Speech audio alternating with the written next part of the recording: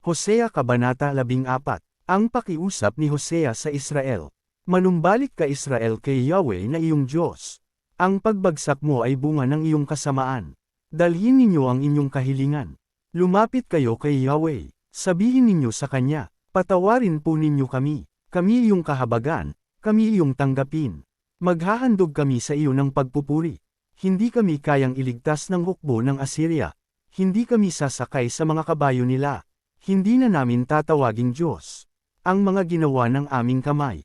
Sa iyo lamang nakakasumpong ng awa ang mga ulila. Sabi ni Yahweh, pagagalingan ko na sila sa kanilang kataksilan.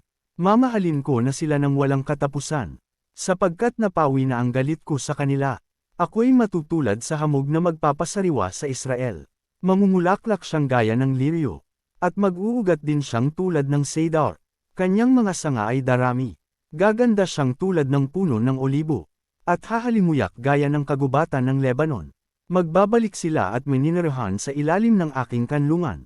Sila'y yayabong na gaya ng isang halamanan. Mamumulaklak na parang puno ng ubas. At ang bangoy tulad ng alak mula sa Lebanon. Ephraim, lumayo ka na sa mga Diyos-Diyosan. Ako lamang ang tumutugon at nagbabantay sa iyo. Ako'y katulad ng cypress na laging lantian. At mula sa akin ang iyong mga bunga. Unawain ng matalino ang mga bagay na ito. At dapat mabatid ng mga marunong. Matuwid ang mga kaparaanan ni Yahweh. At ang mabubuti doon lumalakad.